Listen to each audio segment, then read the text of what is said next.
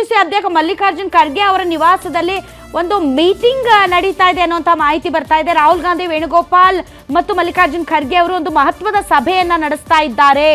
So ಈ ಸಭೆಯಲ್ಲಿ most probably ಏನ್ ಡಿಸ್ಕಷನ್ ಆಗಬಹುದು ಅನ್ನೋದು ಈಗಿರುವಂತ ಅತ್ಯಂತ ದೊಡ್ಡ ಕುತೂಹಲ. ಡೆಫಿನೆಟ್ಲಿ ಎಸ್, ನೂತನ ಕ್ಯಾಬಿನೆಟ್ ರಚನೆ ಬಗ್ಗೆ ಚರ್ಚೆ ನಡೆಯುತ್ತೆ. ಸಿಎಂ ಬದಲಾವಣೆ ಮತ್ತು ನೂತನ ಕ್ಯಾಬಿನೆಟ್ ಸಚಿವ ಸಂಪುಟದಲ್ಲಿ. ಸೊ ಮೊದಲು ರಾಜೀನಾಮೆ, ಅದಾದ ಮೇಲೆ ಎಲ್ಲ ಪ್ರಕ್ರಿಯೆಗಳು.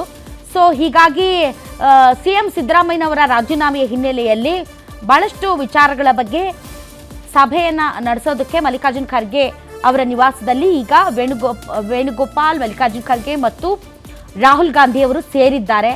ಸೊ ಈ ಸಭೆಯಲ್ಲಿ ಏನೇನು ಚರ್ಚೆ ಆಗುತ್ತೆ ಮತ್ತು ಈ ಸಭೆಯ ಫಲಶ್ರುತಿ ಏನು ಅನ್ನೋದನ್ನ ನಾವು ನಿಮಗೆ ಅಪ್ಡೇಟ್ ಕೊಡ್ತೀವಿ. ಎಸ್ ಹೋಗಾಡ್ ಸರ್, ಹೇಳ್ರಿ ಸರ್.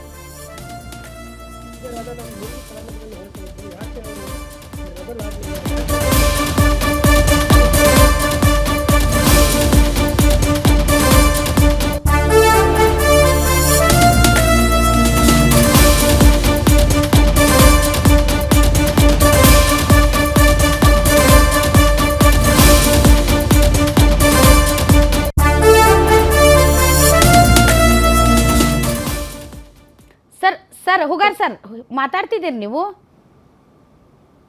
ಹೌದು. ಹೇಳ್ರಿ ಸರ್. ಸರ್ ಮೊದಲಿಂದ ಹೇಳ್ರಿ ಸರ್. 3 ಕಾರಣಗಳನ್ನ ತಾವೇನೋ ಕೋಟ್ ಮಾಡ್ತಾ ಇದ್ರಿ. ನಾನು 3 ಕಾರಣಗಳನ್ನ ಪ್ರಸ್ತಾಪ ಮಾಡ್ತಾ ಇದ್ದೆ, ಯಾಕೆ ರೆಬಲ್ ಆಗ್ಲಿಲ್ಲ ಸಿದ್ದರಾಮಯ್ಯನವರು ಅನ್ನೋದನ್ನ. ಮೊದಲನೇದು, ಸಿದ್ದರಾಮಯ್ಯನವ್ರಿಗೆ ಈಗ 78 ವರ್ಷ. ಅವರು 2013ರ ಸಿದ್ದರಾಮಯ್ಯ ಅವರು ಅಲ್ಲ. ಎಲ್ಲ ರಾಜಕಾರಣಿಗಳ ಬದುಕಿನೊಳಗಡೆನೂ ಕೂಡ ಈ ತರಹದ ಒಂದು ಘಟ್ಟ ಬರುತ್ತೆ, ಅವರು ನಿರ್ಗಮಿಸಬೇಕಾಗತ್ತೆ. 75 ವರ್ಷ ಆದ್ಮೇಲೆ ಬಹಳಷ್ಟು ಜನರನ್ನ ರಾಜಕೀಯದಿಂದ ನಿವೃತ್ತಿ ಮಾಡಲಾಗಿದೆ ಈಗಾಗಲೇ ಬಿಜೆಪಿಯ ರಾಜಕಾರಣದೊಳಗಡೆ. ಆ ತರದ ಕೆಲವರಿಗೆ ಎಕ್ಸೆಪ್ಷನ್ಸ್ ಇರ್ಬೋದು, ಎಲ್ಲರಿಗೂ ಕೂಡ ಆ ತರದೊಂದು ಬರುತ್ತೆ. ಒಂದು, ಅದು ಮೊದಲಿನ ತರ ಅವರು ಗಟ್ಟಿಯಾಗಿ ಇಟ್ಕೊಳ್ಲಿಕ್ಕೆ ಆಗಲ್ಲ. ಎರಡನೇದು ನೋಡಿ, 2023 ಸರ್ಕಾರ ರಚನೆ ಆಗುವ ಸಂದರ್ಭದೊಳಗಡೆ ಅವ್ರೇನಾದ್ರೂ ಅದು ಅನಧಿಕೃತವಾಗಿ ಆದ್ರೂ ಕೂಡ 4 ಜನರ ಎದುರಿಗೆ ಆದ್ರೂ ಕೂಡ ಏನಾದ್ರೂ ಮಾತು ಕೊಟ್ಟಿದ್ರೆ ಆ ಮಾತಿನಂತೆ ನಡ್ಕೊಳ್ಬೇಕಾಗತ್ತೆ. ಮಾತಿಗೆ ತಪ್ಪಿದ್ರೆ ಅದರ ಪರಿಣಾಮಗಳು ಬಹಳ ಕೆಟ್ಟದಾಗತ್ತೆ. ಮತ್ತು ತಾವು ಇಲ್ಲಿಯವರೆಗೆ ಏನು ರಾಜಕೀಯವಾಗಿ ಒಂದು ಇಮೇಜ್ ಅನ್ನ ಗಳಿಸ್ಕೊಂಡು ಬಂದಿದ್ದಾರೆ ಸಿದ್ದರಾಮಯ್ಯ, ಅದಕ್ಕೆ ವಿರುದ್ಧವಾದಂತ ಒಂದು ನಡವಳಿಕೆ ಆಗತ್ತೆ ಮತ್ತು ಅದು ರಾಜಕೀಯವಾಗಿ ಅವ್ರಿಗೆ ಕಳಂಕ ಕೂಡ ಅಂಟಬಹುದು ಅನ್ನೋದು ಒಂದು. ಈ 2 ಕಾರಣಗಳು. ಮತ್ತು ಮುಖ್ಯವಾಗಿ ಅವ್ರಿಗೆ ಈಗ ಈಸ್ ಮೋಸ್ಟ್ ಸ್ಯಾಟಿಸ್ಫೈಡ್ ಪೊಲಿಟಿಷಿಯನ್. ಅವರು ರಾಜ್ಯದ ಇತಿಹಾಸದೊಳಗಡೆನೂ ಕೂಡ ಅತ್ಯಂತ ಹೆಚ್ಚು ಅವಧಿಗೆ ಮುಖ್ಯಮಂತ್ರಿ ಆದರು. 40 ವರ್ಷಗಳ ಕಾಲ ರಾಜ್ಯದ ರಾಜಕಾರಣಕ್ಕೆ ಅಂಟಿಕೊಂಡು ಕುಳಿತಂತಹ ನಾಯಕ. ಅವರು ಕಾಂಗ್ರೆಸ್ನವರು ಅಲ್ಲದೆ ಇದ್ರು ಕೂಡ ಕಾಂಗ್ರೆಸ್ಸಿಗೆ ಬಂದು 8 ವರ್ಷ ಮುಖ್ಯಮಂತ್ರಿ ಆದರು, 2 ಸಾರಿ ವಿರೋಧ ಪಕ್ಷದ ನಾಯಕ ಆದರು. ಯಾವಾಗ ಅವರು ಕಾಂಗ್ರೆಸ್ ಪಾರ್ಟಿ ಒಳಗಡೆ ಬಂದ್ರು ಅವಾಗ್ನಿಂದ ಇಲ್ಲಿಯವರೆಗೂ ಕೂಡ ಅವರು ಕರ್ನಾಟಕದ ನಂಬರ್ 1 ಕಾಂಗ್ರೆಸ್ ಲೀಡರ್ ಆಗಿ ಮುಂದುವರೆದಿದ್ದಾರೆ. ಮತ್ತು ಎಲ್ಲ ಹಂತಗಳಲ್ಲೂ ಕೂಡ ಅವರಿಗೆ ಕಾಂಗ್ರೆಸ್ ಪಾರ್ಟಿಯ ನಾಯಕತ್ವ ಬೆಂಬಲವನ್ನ ಕೊಟ್ಟಿದೆ, ಅವರ ಬೆನ್ನಿಗೆ ನಿಂತಿದೆ. ತಮ್ಮದೇ ಪಕ್ಷದ ಮೂಲ ನಾಯಕರನ್ನ ಅವರ ಹೊರತಾಗಿನೂ ಕೂಡ ಸಿದ್ದರಾಮಯ್ಯನವರ ಬೆನ್ನಿಗೆ ನಿಲ್ಲುವಂತ ಕೆಲಸವನ್ನ ಪಾರ್ಟಿ ಹೈಕಮಾಂಡ್ ಮಾಡಿದೆ. ಹೀಗಾಗಿ ಯಾವುದೇ ಸಕಾರಣಗಳಿಲ್ಲ ಸಿದ್ದರಾಮಯ್ಯನವರು ರೆಬಲ್ ಆಗೋದಕ್ಕೆ ಪಾರ್ಟಿಯ ವಿರುದ್ಧ ಅಂತ. ಎಸ್ ವಿಜಯ್ ಗ್ರೋವರ್ ಸರ್, ತಾವು ಇದನ್ನ ಯಾವ ರೀತಿ, ಯಾವ ದೃಷ್ಟಿಕೋನದಲ್ಲಿ ನೋಡ್ತೀರಿ? ನಮಸ್ಕಾರ. ಇದಕ್ಕೆ ಮುಂಚೆ ಈಗ ಇಟ್ನಾಳ್ ಅವರು ಹೇಳಿದ್ರು ರಿಬೆಲ್ ಆಗಲ್ಲ, ತಾವು ಹೇಳ್ತಾ ಇದ್ರಿ ರಿಬೆಲ್ ಆಗ್ತಾ ಇಲ್ಲ, ಈಸ್ ಎಕ್ಸೆಪ್ಟೆಡ್ ದ ಫ್ಯಾಕ್ಟ್ ಬರ್ತಾ ಇದೆ. ನನ್ನ ಆಡಿಯೋ ಬರ್ತಾ ಇದೆಯಾ? ಎಸ್. ಓಕೆ. ನಾವು ಅವ್ರ ರಿಬೆಲ್ ಇಲ್ಲ ಅಂದ್ರು ಒಂದು ಟ್ರಬಲ್ ಮೇಕರ್ ಆಗ್ಬಹುದು ಅಂದ್ರೆ ಒಂದು ಭಾವನೆ ಸುಮಾರು ಜನ ಮೈಂಡ್ ಅಲ್ಲಿ ಇದೆ.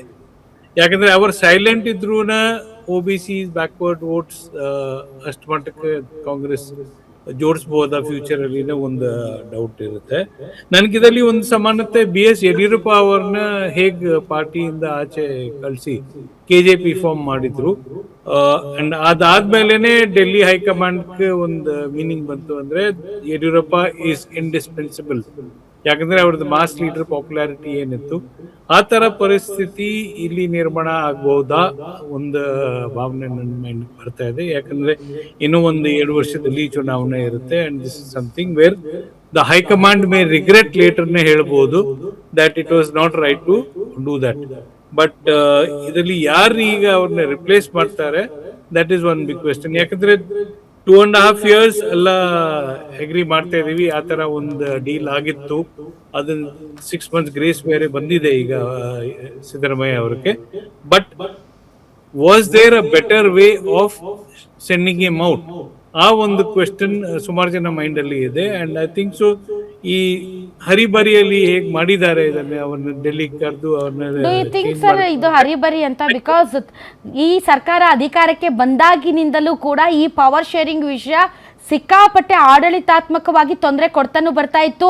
ಫ್ರಸ್ಟ್ರೇಷನ್ ಲೆವೆಲ್ ಯಾವ ಲೆವೆಲ್ಗೆ ಹೋಗಿತ್ತಂದ್ರೆ ಸ್ವತಃ ಅವರ ಕ್ಯಾಬಿನೆಟ್ನ ಸಚಿವರು ಮತ್ತು ರಾಜ್ಯ ಸರ್ಕಾರ ಭಾಗವಾದಂಥ ಶಾಸಕರು, ಅದೆಲ್ಲದಕ್ಕಿಂತ ಹೆಚ್ಚಾಗಿ ಈ ರಾಜ್ಯದ ಜನ ಯಾವುದೋ ಒಂದು ಡಿಸಿಷನ್ ತಗೊಂಡು ಬಿಡಿ ಅತ್ಲಾಗೆ ಅನ್ನೋವಂಥ ಫ್ರಸ್ಟ್ರೇಷನ್ ಲೆವೆಲ್ ಜಾಸ್ತಿ ಆಗಿತ್ತು. ಸೊ ಹೀಗಾಗಿ ಇದಕ್ಕಿಂತ ಒಳ್ಳೆಯ ರೀತಿಯ ವಿದಾಯ ಇನ್ನೊಂದು ಇದೆಯಾ ಅನ್ನೋ ಪ್ರಶ್ನೆ ಸರ್. ಇಲ್ಲ, ಅವ್ರ ರಿಪ್ಲೇಸ್ ಮಾಡ್ಬೇಕಿತ್ತು ಅಂದ್ರೆ ಅವ್ರನ್ನ ಕನ್ವಿನ್ಸ್ ಮಾಡಿ 3 ವರ್ಷ ಸೆಲೆಬ್ರೇಷನ್ ಏನ್ ತುಮಕೂರಲ್ಲಿ ಮಾಡಿದ್ರು, ಆವಾಗ ಘೋಷಣೆ ಮಾಡಿದ್ರೆ, ಸಿದ್ದರಾಮಯ್ಯ ಸ್ವತಃ ಘೋಷಣೆ ಮಾಡಿದ್ರೆ, it would have been a very grand exit ಹೇಳ್ಬಹುದು. ಬಟ್ ಅವ್ರನ್ನ ಡೆಲ್ಲಿ ಕರೆದು ಸಸ್ಪೆನ್ಸ್ ಇಟ್ಕೊಂಡು ಇಲ್ಲಿ ಮೀಡಿಯಾದಲ್ಲಿ ಸ್ಪೆಕ್ಯುಲೇಷನ್, ಸೋಷಿಯಲ್ ಮೀಡಿಯಾ ಸ್ಪೆಕ್ಯುಲೇಷನ್, ಆ ತರ ನಾವು ಲಾಸ್ಟ್ 12-14 hours ಅಲ್ಲಿ ಏನ್ ನೋಡ್ತಾ ಇದೀವಿ, ಅದು ಒಂದು ರೀತಿಯ ಸರಿ ಅನಿಸ್ತಾ ಇಲ್ಲ ನನಗೆ.